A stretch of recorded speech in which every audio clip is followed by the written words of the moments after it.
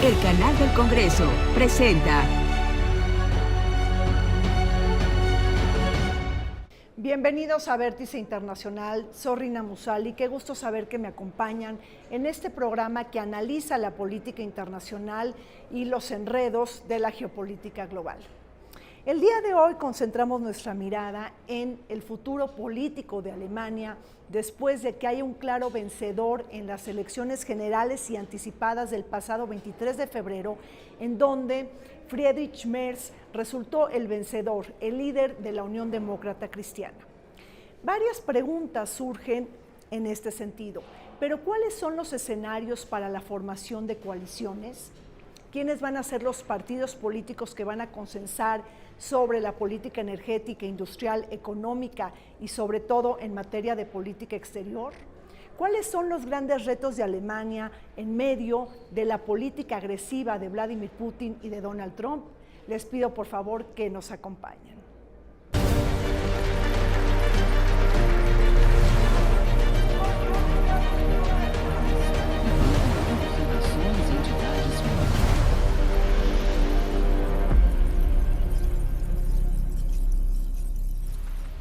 Alemania enfrentó el juicio de las urnas después de la caída del gobierno socialdemócrata del canciller Olaf Scholz, quien lideró al país en un periodo de crisis económica y geopolítica. La ruptura de su gobierno de coalición entre el Partido Socialdemócrata, los Verdes y el Partido Liberal Democrático enfrentó retos desafiantes como la guerra en Ucrania, la crisis energética, la espiral inflacionaria y la desaceleración económica. Esta situación arrastró al canciller a una votación de confianza que perdió en el Parlamento, dejándolo en una posición débil y precaria. El giro político alemán, con la llegada del conservador Friedrich Merz de la Unión Demócrata Cristiana y su partido hermano, la Unión Social Cristiana de Baviera, tendrán que enfrentar, junto con sus potenciales socios de coalición, desafiantes retos en materia de defensa, seguridad, migración, competitividad, acción climática y fiscal, y todo lo que implica el regreso de Donald Trump a la Casa Blanca. Alemania dio un giro político con la victoria de Friedrich Merz, el candidato y el líder de la Unión Demócrata Cristiana junto con su partido gemelo, la Unión Social Cristiana de Baviera. Todo esto después de la celebración de elecciones anticipadas y generales del 23 de febrero. Con ello se marcará un nuevo rumbo político, económico y social en Alemania en medio de enormes desafíos en la geopolítica global. Para hablar de un tema tan interesante nos acompañan desde el Museo Vivo del Muralismo y desde su Salón Benito Juárez, el doctor Francisco Gil Villegas. Él es profesor investigador del Colegio de México. Bienvenido, Francisco. Muchas gracias. Nos acompaña la doctora Marta Ockman. Ella es profesora del TEC de Monterrey. Bienvenida. Gracias. Es una gran europeísta. Gracias, Marta. Y nos acompaña Francisco Plancarte. Él es presidente del Centro Mexicano de Responsabilidad Social y profesor de Derecho de la Facultad de Derecho de la UNAM. Bienvenido, Paco. Muchas gracias. Francisco, empezamos contigo. Alemania tiene un nuevo canciller. ¿Quién es Friedrich Merz?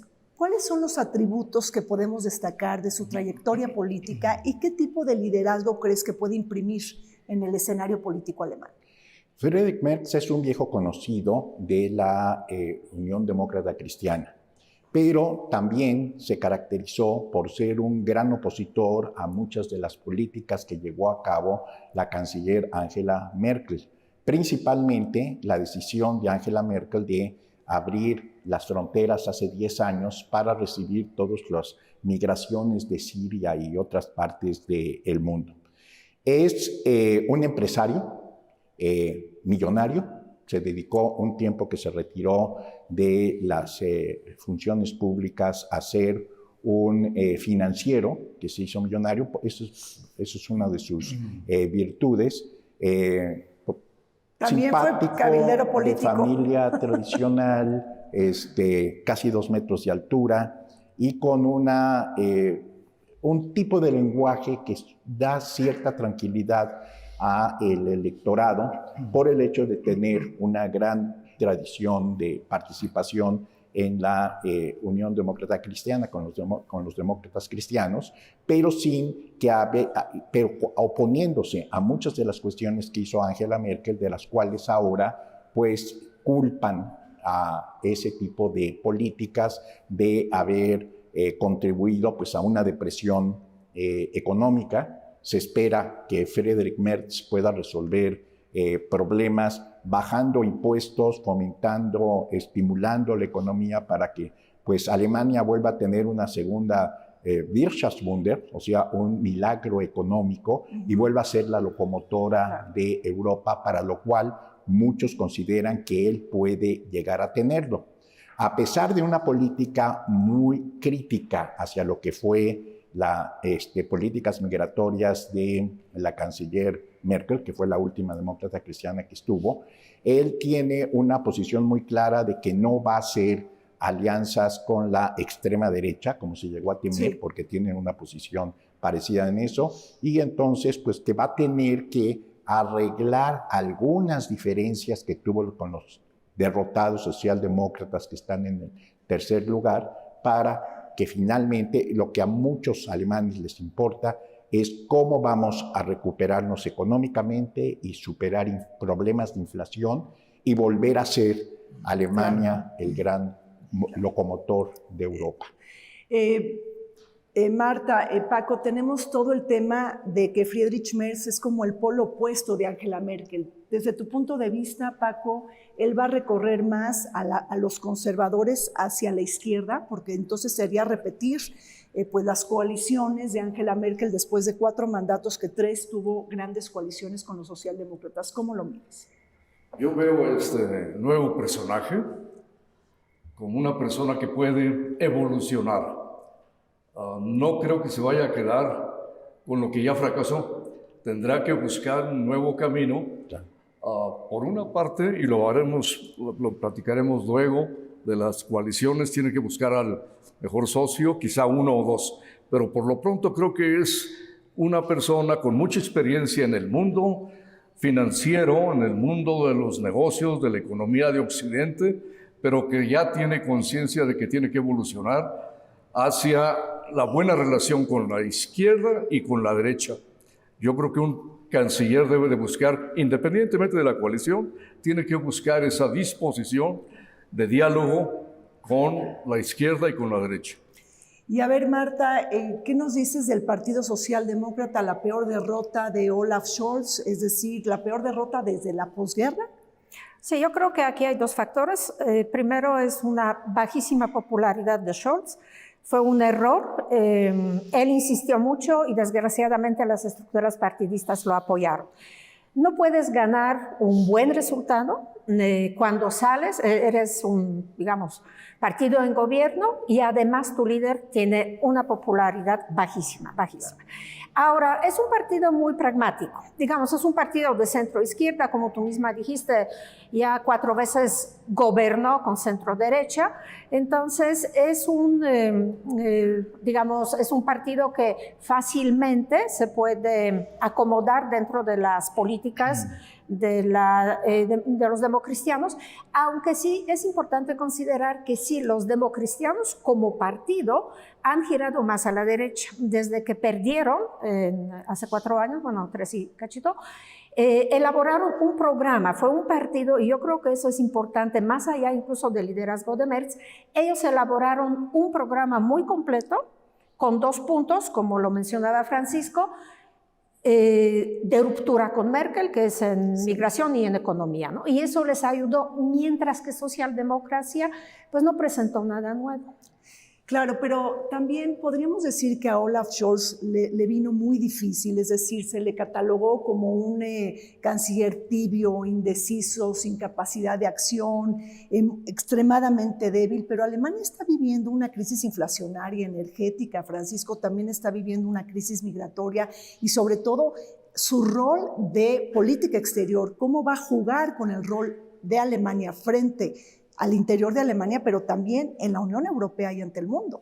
Bueno, lo que ha dicho Merz es que tiene que subrayar la independencia de Alemania frente a Estados Unidos después del insultante discurso que fue a dar el vicepresidente Vance en la cumbre de Múnich, que tienen que partir del supuesto de que ya no se puede vender ni contar con Estados Unidos para la defensa de la OTAN.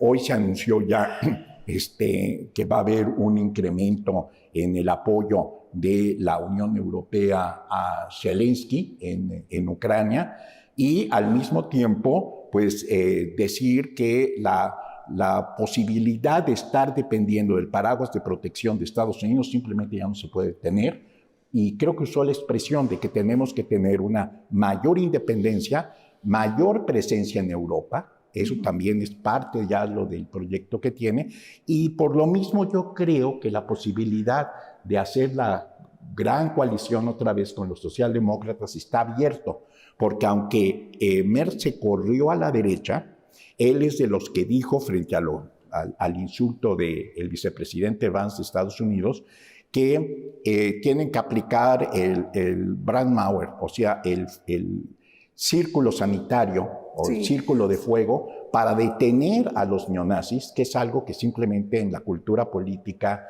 alemana es algo que no se puede rebasar por los antecedentes del nazismo.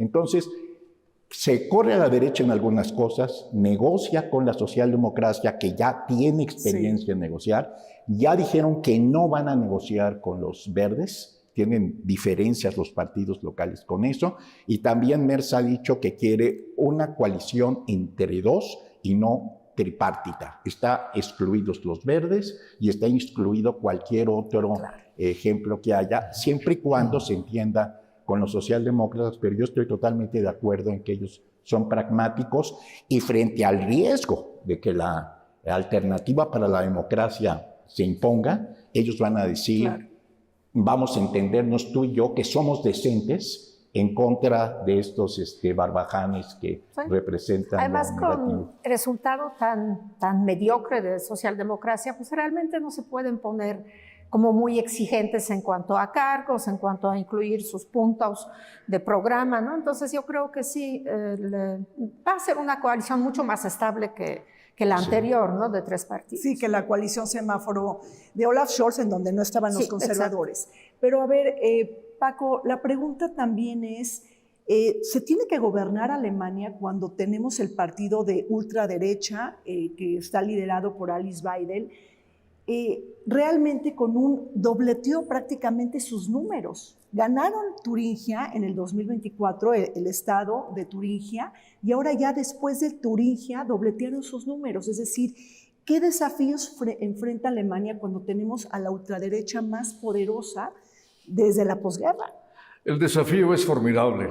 Es una gran oportunidad para Merz. O sea, demostrar que el Partido Demócrata Cristiano, y en alianza posiblemente con el Socialdemócrata, pueden regenerarse y hacer un planteamiento atractivo de progreso. Ese es el reto, el desafío que tiene. Son 4 años por delante. Si las cosas se confirman, pues ahí está el secreto de cómo contrarrestar a la extrema derecha. Con los hechos, Rina, así lo pienso yo.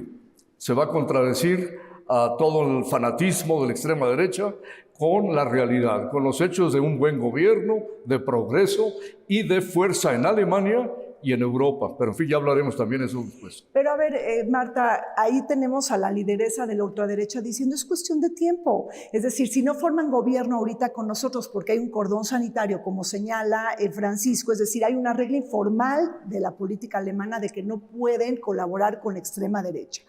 Pero bueno, dicen, ya nos verán en 4 años que ganaremos las elecciones. Es decir, es muy difícil contener el ascenso de la ultraderecha, sobre todo viendo lo que estamos atestiguando en el mundo. Yo creo que un factor, y hay que subrayarlo, que facilitó mucho para Alternativa, fueron los atentados. Recuerdan desde el diciembre pasado el atentado en el mercado navideño, después un atentado en un kinder donde murió un niño. O sea, son hechos que impactan la opinión pública, que levantan, pues sí, la indignación, el miedo, y eso hizo que Alternativa para Alemania pues disparó sus números, ¿no?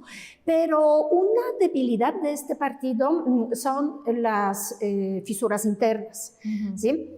O sea, digamos, es un partido que habla de Alemania, de futuro de Alemania, pero su lideresa vive en Suiza. Habla de una familia tradicional, hombre y mujer, pero su pareja es mujer. Viven con 2 hijos adoptados. Hablan en contra de migración, pero su pareja es de Sri Lanka, ¿no? Sí. Entonces, realmente, a la hora, digamos, de cuestiones ideológicas, ya no de emociones por los atentados, recientemente en el Museo del Holocausto, ¿no? O sea, sí, como que hubo una serie de atentados que favoreció. No se va a mantener así durante 4 años. ¿Recuerdan la ola de atentados 2015-2016? Es cuando disparó Alternativa para Alemania, ¿no? Entonces yo creo que sí hay futuro. Es muy complejo por Estados Unidos, por Musk, sí, ¿no? Por Trump. Claro, es muy complejo el escenario, pero yo soy optimista. En realidad yo creo que tampoco tenemos que ver que va a ser un proceso lineal de ascenso de extrema derecha. Claro. Ahora, Paco, hablaron tanto Marta como Francisco de Elon Musk y también de J.D. Vance. ¿Tú ves que Estados Unidos haya hecho un acto de intervencionismo político en el proceso electoral de Alemania? Bueno, yo creo que lo intentaron con todo lo que pudieron, pero no lo lograron porque, bueno, aunque duplicó sí, su votación de hace 4 años, Alternativa por Alemania.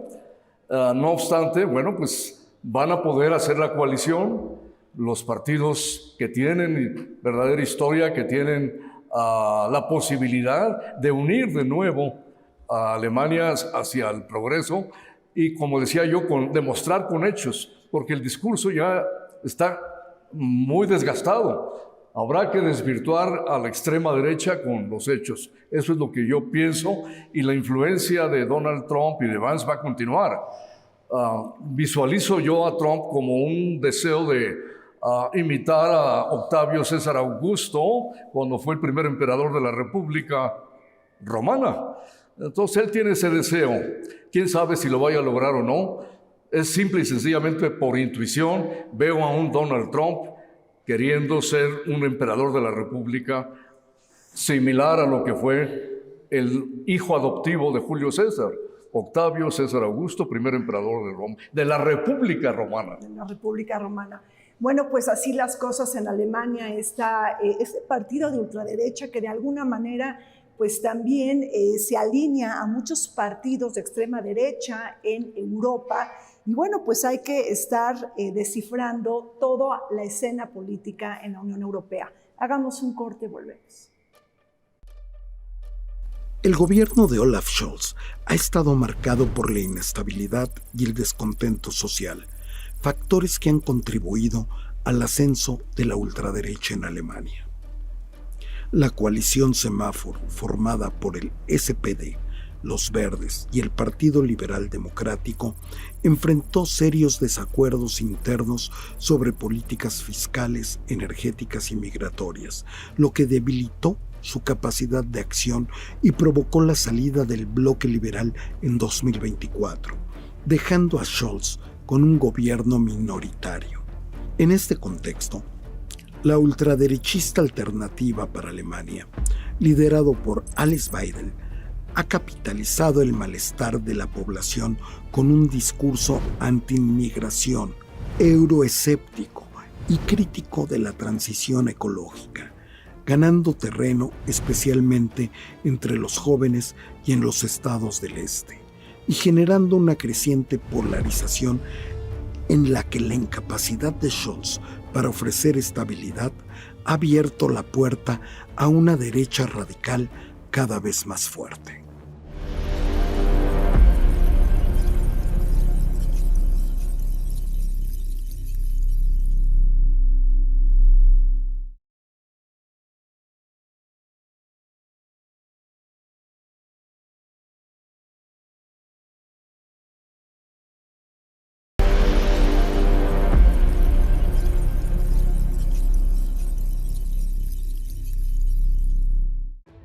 Alemania ha enfrentado numerosas catarsis en este siglo XXI. La crisis financiera del 2008, la disrupción migratoria en 2015, la pandemia del COVID, la guerra Rusia-Ucrania y su estancamiento económico han mermado su lugar en el mundo.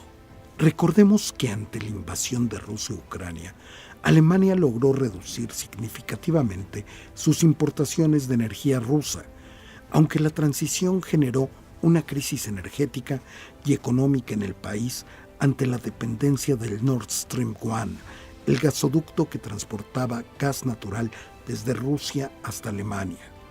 La economía alemana, la más grande de Europa, ahora contraída, ha intensificado la vulnerabilidad de la Unión Europea frente a los embates de Putin y Trump.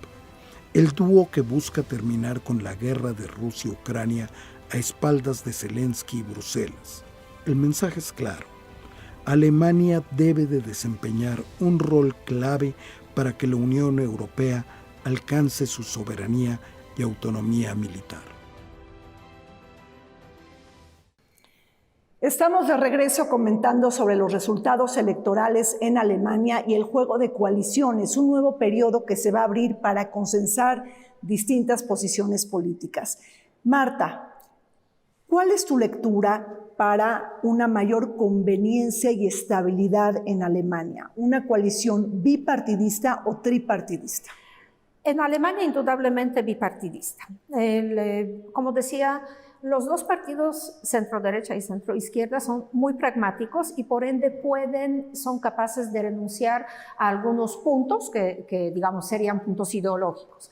Verdes, que digamos también han tenido un resultado pues mucho menor que en elecciones pasadas, pero significativo.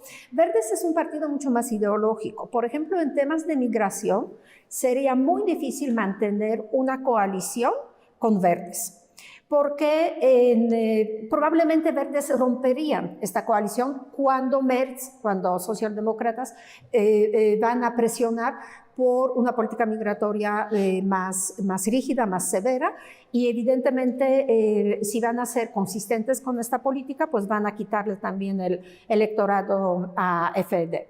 Entonces, yo creo que sí, que tanto porque es más fácil negociar con dos que con tres, claro, como porque son dos partidos muy pragmáticos.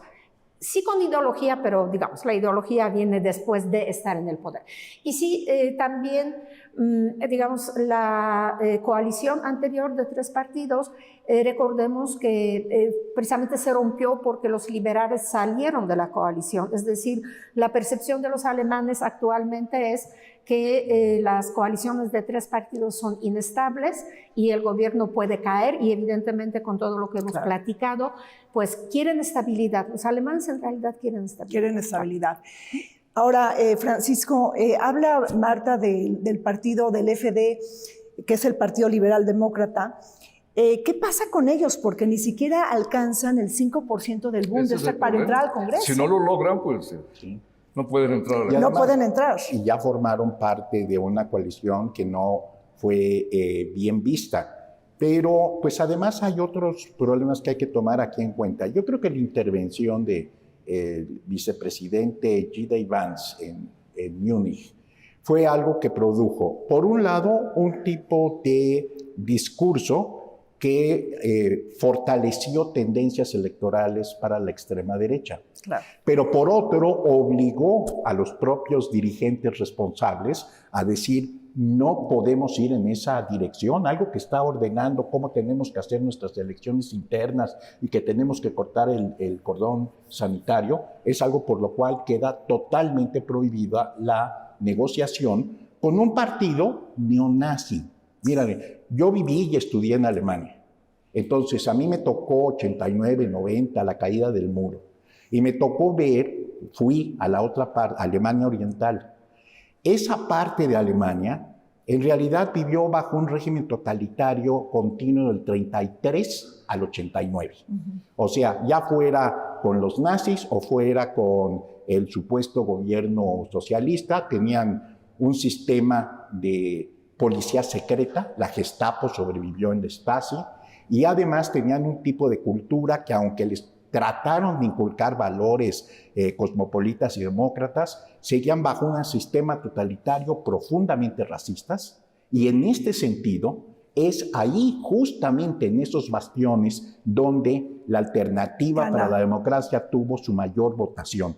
No es de extrañar, son los que tienen esa posición. Ahora, el otro punto es que ellos tienen una actitud de simpatía hacia Putin en el problema de la guerra con Ucrania. Y Friedrich Merz ya dijo, no somos neutrales. Nosotros no somos neutrales. Tenemos que tomar una posición para la defensa de Europa y una independencia frente a Estados Unidos. Creo que eso marca los parámetros de por qué la gran coalición se va a tener que hacer pragmáticamente entre los dos partidos y no se puede hacer con los otros. Con los verdes tampoco se puede hacer porque hay oposición muy fuerte dentro de los partidos locales de la CDU, principalmente el bávaro, que dijo no vemos la posibilidad de que se haga, de que podamos meter a los verdes en el Pero acuerdo. quizá también ahí entra el tema de la energía nuclear, es decir, Paco, ¿cómo irrumpe el tema del cambio climático y el calentamiento global en la toma de decisiones dentro de las coaliciones?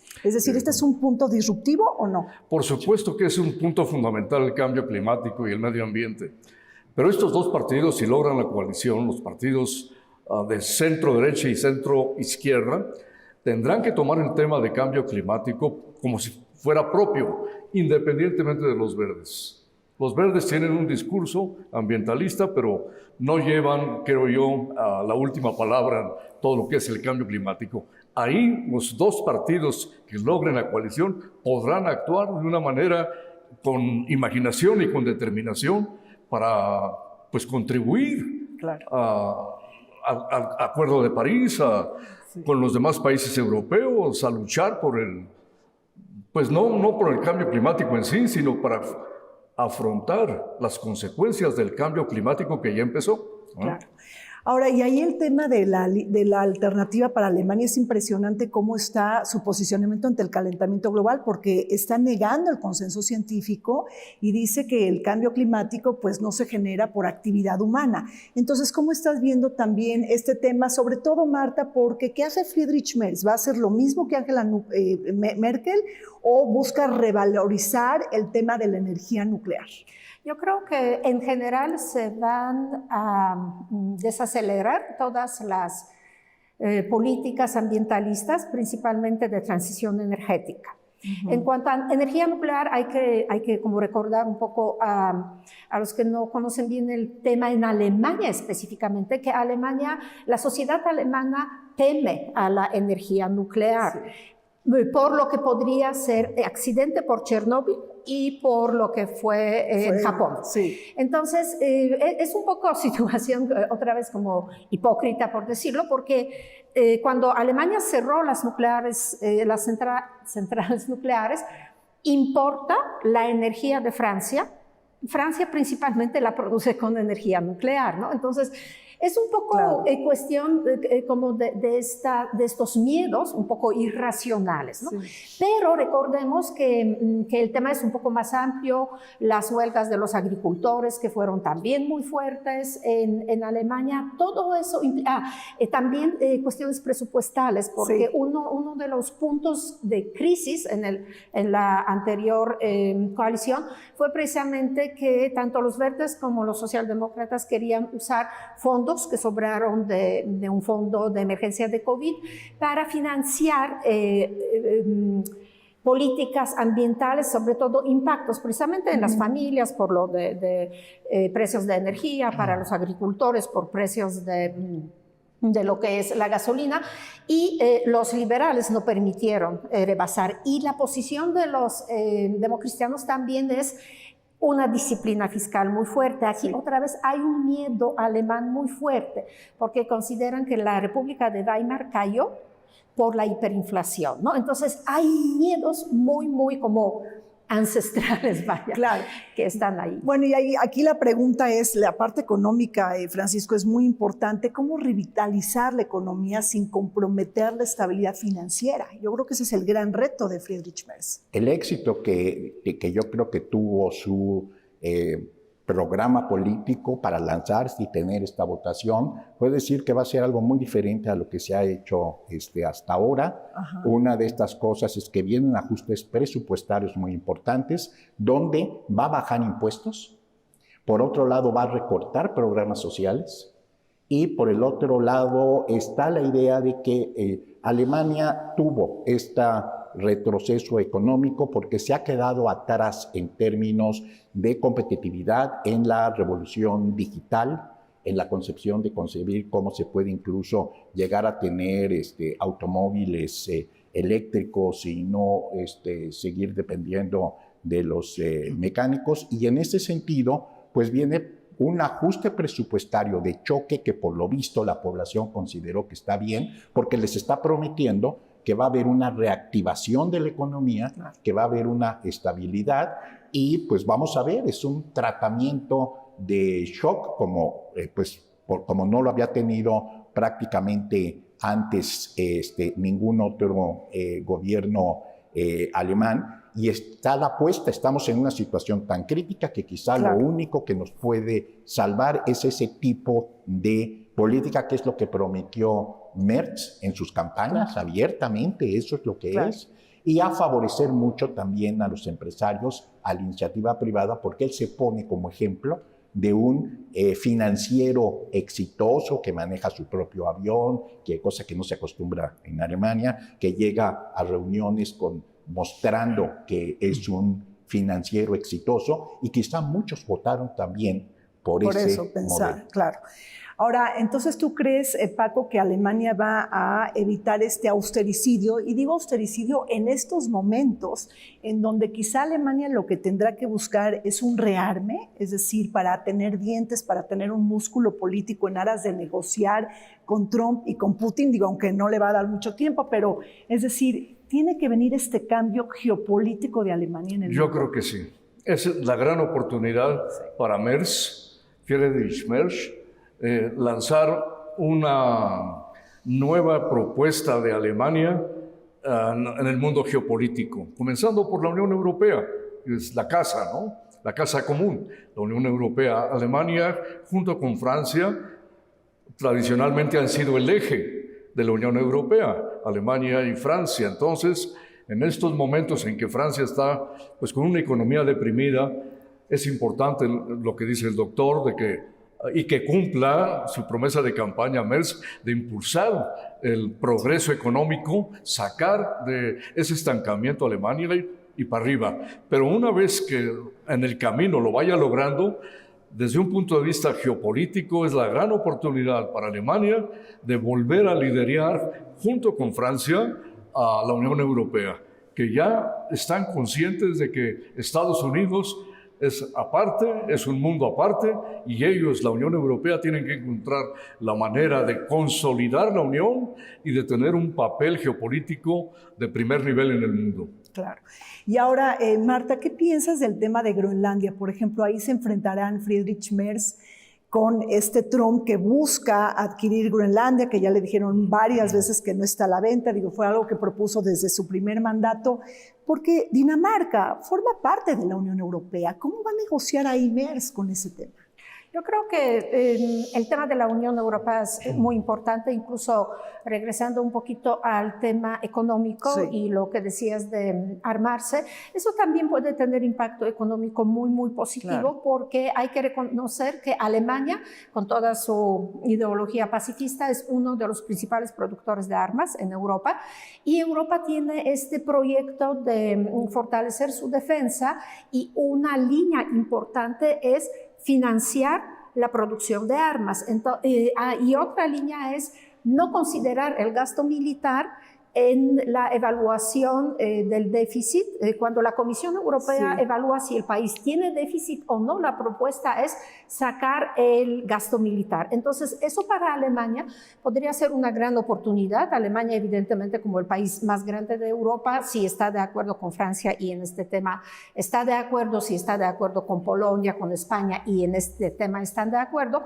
Es muy probable que esto se apruebe, y entonces, más allá de los recursos puramente alemanes, pues también va a tener los recursos europeos. Y en la política exterior, Igual, yo creo que es sumamente importante considerar que pues, hay una posición común de la Unión Europea y eso independientemente de que Groenlandia tiene la autonomía, que también hay mucha presión por autodeterminación, pero evidentemente la posición de Europa es muy contundente en este tema, pues los territorios no se compran, ¿sí? O sea, otra cosa fue el siglo XVIII, el siglo XIX. Hoy en día los territorios no se compran. Increíble que hablemos de conquistas primitivas. Prácticamente. Pero hay que tomar en cuenta que el caso de Dinamarca es muy especial, sí, precisamente porque tiene frontera con Alemania.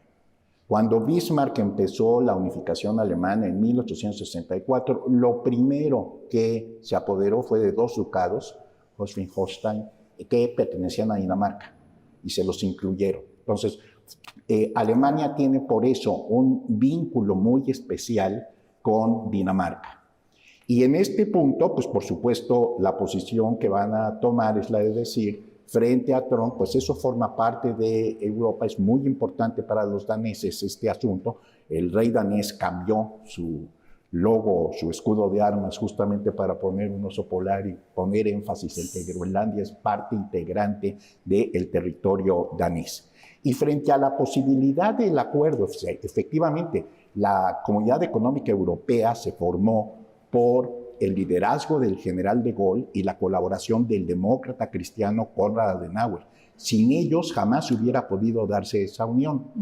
Ahora está esto a la vista, en donde seguramente van a tener que asumir una posición mucho más europeísta, pero así como estaba previsto que iba a haber desde septiembre, que iba a haber un cambio de poder en Alemania y que iban a ganar los demócratas cristianos, ya también está anunciado un muy probable derrota de elecciones en Francia para Macron. Sí, claro. Y entonces eso cambia la manera como se ha dado la relación entre Francia y Alemania, que sigue siendo la clave de la posibilidad de que tenga éxito una política de independencia europea.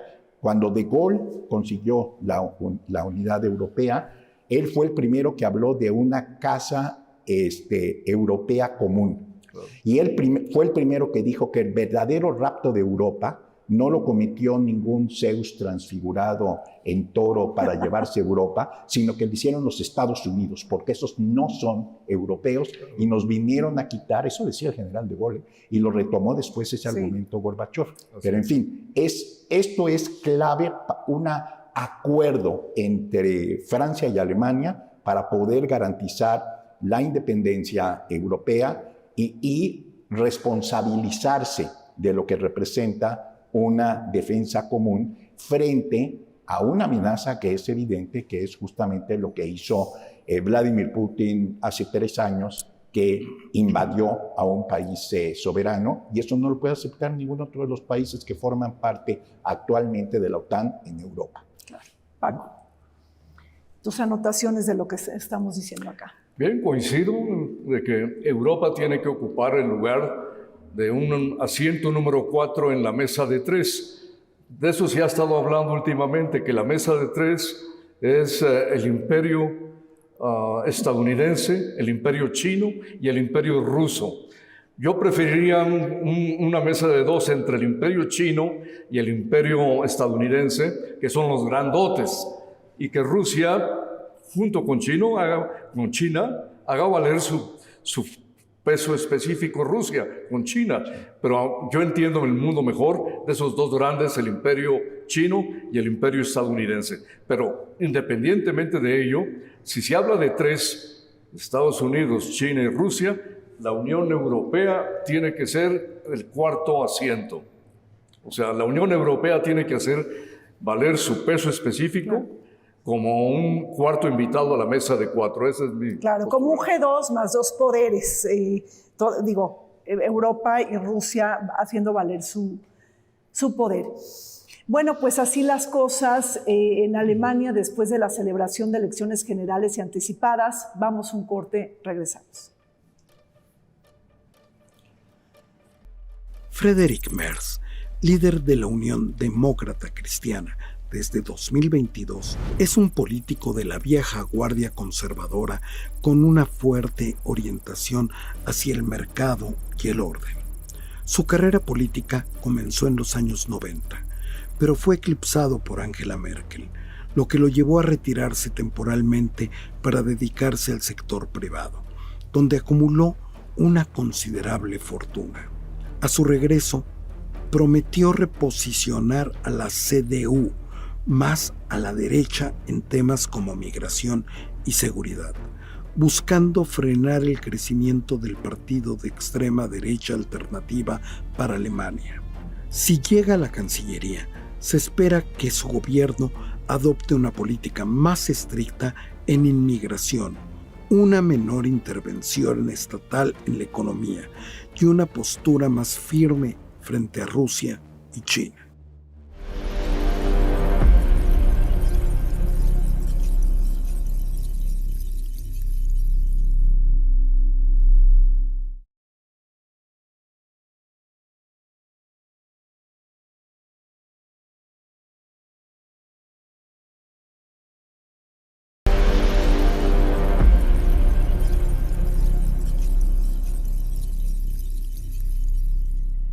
El próximo canciller alemán tendrá que jugar con varios frentes políticos para asegurar estabilidad y gobernanza.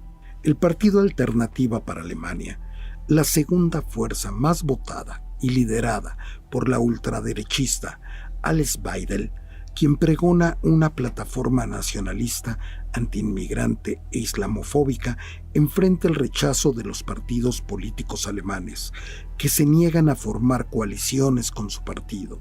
Sin embargo, Friedrich Merz propuso una importante revisión de las políticas migratorias de Alemania, señalando su disposición a aceptar el apoyo del partido de extrema derecha para aprobar la legislación. Precisamente, tras las elecciones del pasado 23 de febrero, se abre un periodo para la conformación de las coaliciones en Alemania.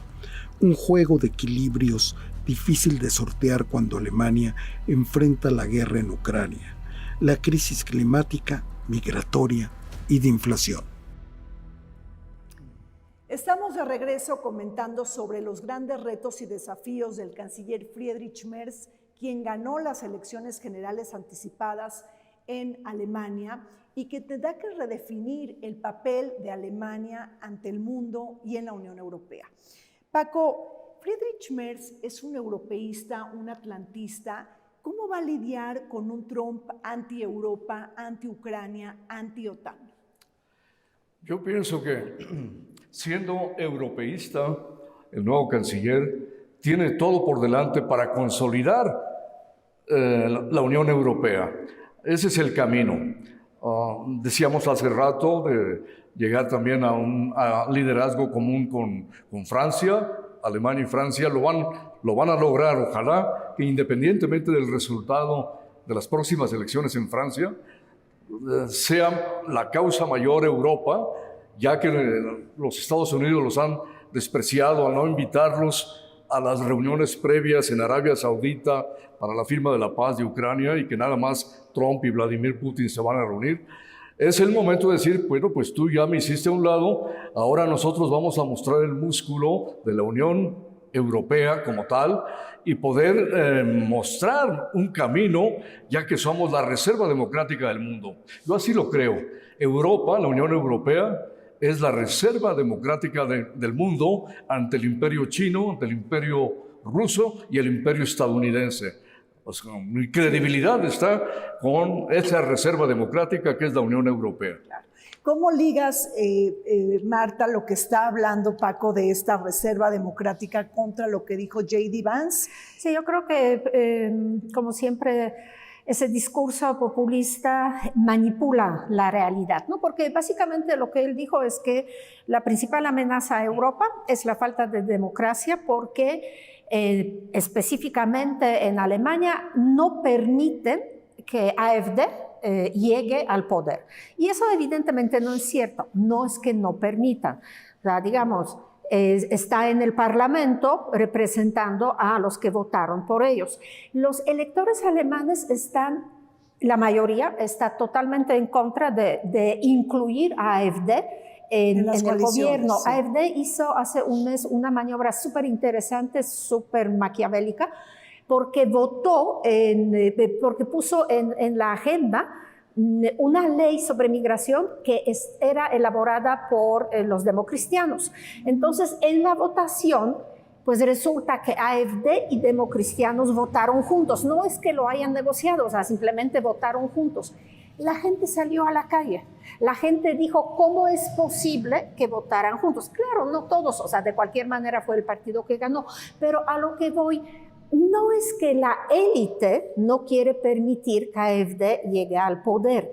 La sociedad alemana, de Alemania Occidental, es muy importante lo que decía Francisco antes, en Alemania Occidental sí hay la mayoría de alemanes que rechaza extrema derecha por los discursos racistas, xenofóbicos y de algunos líderes incluso neonazis, ¿no? Claro. Entonces yo creo que sí es muy importante que tanto Alemania como los países europeos puedan convencer a sus propios electores, sobre todo jóvenes, que están ahí en, bueno, X, ¿no? Antes Twitter, porque Elon Musk igual tuvo toda una campaña a favor de AfD. Entonces, bueno, va a intervenir en las elecciones en Francia, seguro, a favor de Marine Le Pen, ¿no?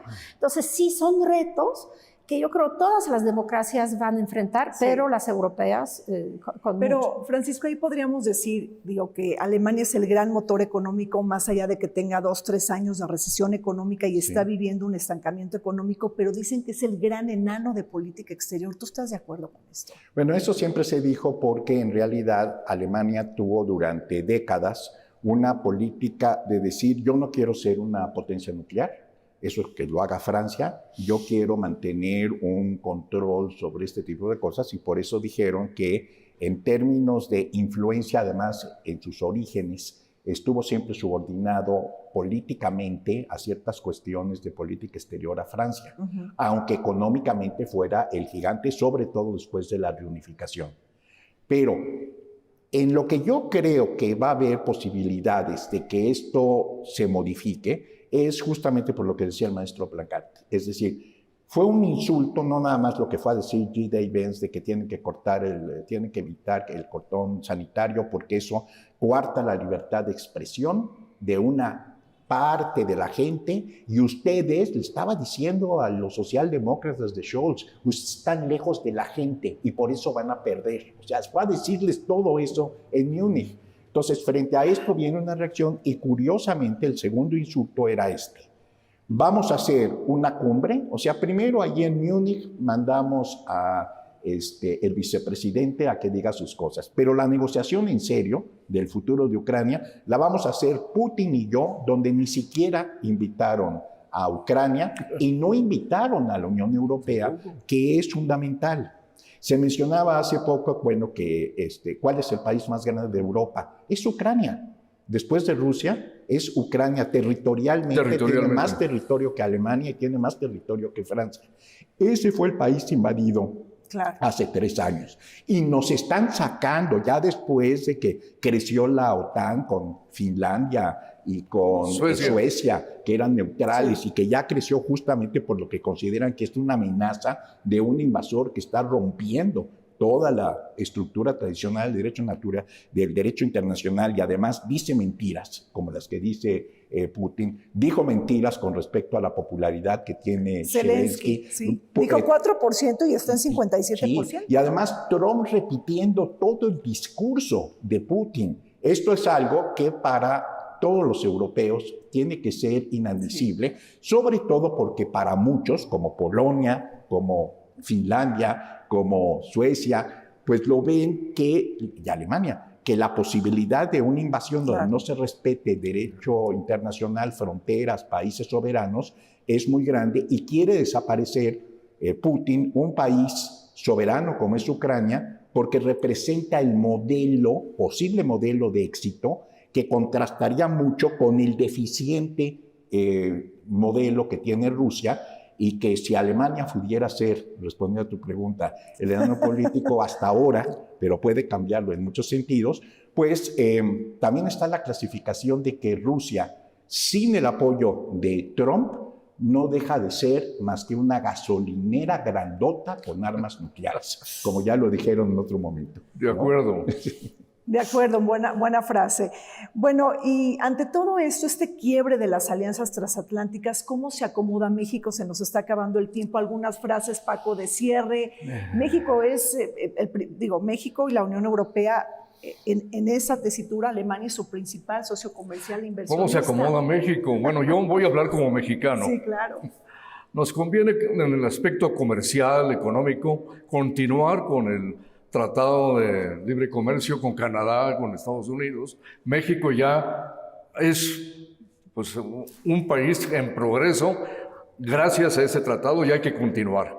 Pero independientemente de ese asunto comercial, yo diría que México puede tomar liderazgo con Latinoamérica y el resto del mundo haciendo una propuesta propia, que sería, en mi opinión, el tiempo ya de convocar, de impulsar la convocatoria en la Asamblea General de la ONU hacia una conferencia general de miembros para revisar la Carta de la ONU. Creo que a México le convendría una postura internacionalista, multilateral, de ese tamaño. Liderar la convocatoria para una revisión de la Carta de la ONU. Interesantísima propuesta. Marta. Hay que recordar que las relaciones, digamos, entre México y la Unión Europea como tal, se rigen por el acuerdo global que hace poco fue renovado, fue actualizado. Y yo creo que a México le conviene mucho prestar más atención a este acuerdo. La verdad, la misma actualización se tardó 10 años y eso refleja pues, el poco interés del gobierno de México en este acuerdo. Yo creo que es sumamente importante porque, por un lado, es una alternativa económica, comercial, frente a los aranceles o amenazas de aranceles de Estados Unidos, pero también política, en lo que decíamos de enfrentar las amenazas de Trump, amenazas territoriales, claro, con México, pues, digamos, lo de combate al narcotráfico, etcétera. Entonces, explorar más estas alianzas políticas y allí, evidentemente, el papel de Alemania es muy importante porque es uno de los países, pues, principales más grandes de Europa, ¿no? Ahí yo veo. Claro, Francisco. Se tiene que garantizar para estos socios europeos el hecho de que las reformas que se hagan internamente no tienen por qué afectar la seguridad para la inversión extranjera directa. Y quizá una alternativa a la diversificación es que la Unión Europea pues busca reducir su dependencia de Estados Unidos, de China y de Rusia, y que ahí entra América Latina y México. Muchas gracias a la doctora Ockmann, a Francisco Gil Villegas y a Paco Plancarte por estar con nosotros. Volvemos. La economía alemana enfrenta un panorama desafiante tras años de crisis superpuestas. La guerra en Ucrania y la reducción de la dependencia del gas ruso han provocado un aumento en los costos energéticos, afectando la competitividad industrial del país. En 2023, la inflación se mantuvo por encima del 4%, mientras que el crecimiento económico se estancó y su PIB se contrajo un 0,2% en 2024, marcando el segundo año consecutivo de caída. La industria manufacturera, que representa más de una cuarta parte de la economía y emplea al 28% de la fuerza laboral, ha sido duramente golpeada. Durante la campaña electoral, el debate económico se centró en cómo revitalizar la economía sin comprometer la estabilidad financiera, mientras el descontento sigue en aumento y la extrema derecha capitaliza la incertidumbre económica para fortalecer su base electoral. Llegamos al fin de Vértice Internacional. Les agradezco su atención y compañía, pero también agradezco enormemente al Museo Vivo del Muralismo por la oportunidad de utilizar sus instalaciones para grabar los programas de Vértice Internacional. Nos vemos el siguiente martes.